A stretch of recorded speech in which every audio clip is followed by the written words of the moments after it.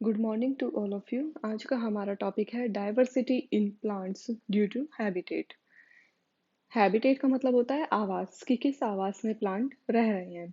Diversity का मतलब हो गया विभिन्नता, कि अब प्लांट्स में उनके आवास के आधार पर किस प्रकार की विभिन्नताएं पाई जाती हैं। तो ये टॉपिक हम आज डिस्कस करेंगे। In nature, plants are occurred in natural environment. This is called habitat. Nature के अंदर प्लांट अपने नेचुरल एनवायरनमेंट, जिस नेचुरल एनवायरनमेंट में पाए जाते हैं वो उसका हैबिटेट कहलाता है। कि जो प्लांट जहाँ ग्रो कर रहा है वो उसका हैबिटेट है, जहाँ पे वो उसके लिए हैबिचुअल है, तो इसे हम हैबिटेट कहेंगे। Warming 1895 on the basis of habitat divided the plant in following categories। Warming ने क्या किया, हैबिटेट के आधार पर प्लांट को फॉलोइंग कैटेगरीज में डिवाइड किया। फर्स्ट था हाइड्रोफाइट्स, जिसे हम हिंदी में जलोद्भिद भी कहते हैं, ऐसे पादप जो पानी के अंदर पाए जाते हैं। मेसोफाइट, समोद्भिद, ऐसे पादप जो कि नॉर्मल टेम्परेचर, नॉर्मल ह्यूमिडिटी ऐसे एनवायरनमेंट में पाए जाएंगे, उनको हम मेसोफाइट कहते हैं।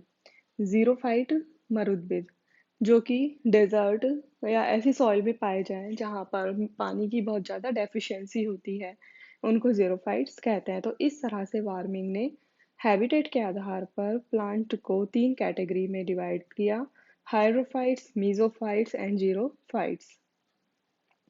सबसे पहले यहाँ देखते हैं हाइड्रोफाइट्स।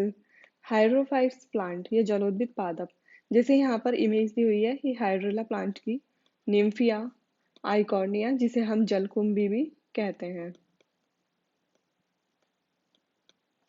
तो ये प्लांट सारे हाइड्रोफाइट्स प्लांट हैं। तो यहाँ देखते हैं hydrophytes are found in water. Simple, उसके नाम से जैसे पता चल रहा है कि पानी के अंदर ये पाए जाते हैं। तो अभी हाइड्रोफाइट्स भी दो तरीके होते हैं, एक तो जो कम्प्लीटली पानी के अंदर डूबे हुए हो, जो हमें ऊपर दिखाई भी ना दे, एक ये होते हैं जो पानी के ऊपर तैरते रहते हैं। तो एक है इसमें सबमर्ज्ड हाइड्रोफाइट्स, जो कि पानी के अंदर डूबे हुए रहते हैं, कम्प्लीटली सिंक इन वाटर, जैसे हाइड्रिला हो गया, वेलिस्नेरिया हो गया, ये इसके एग्जाम्पल हैं। फिर दूसरा देखते हैं फ्लोटिंग प्लांट्स, जो कि पानी की सरफेस पर तैर रहे हैं।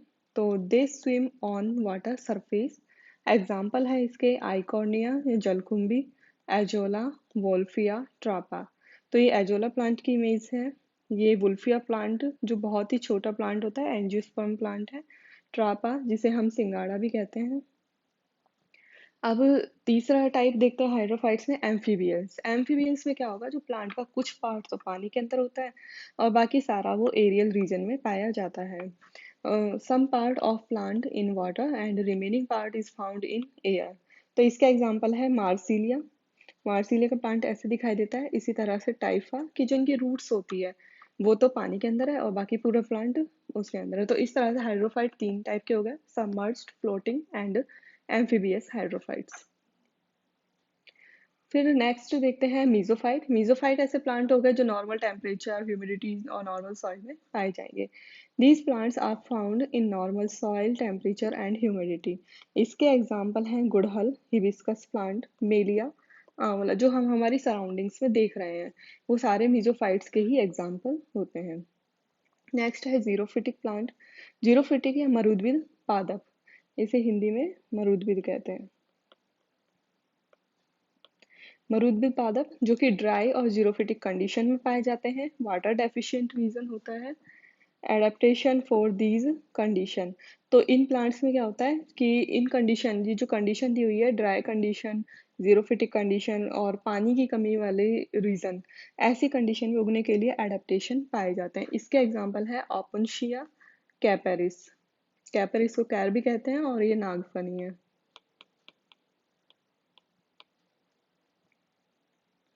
Thank you.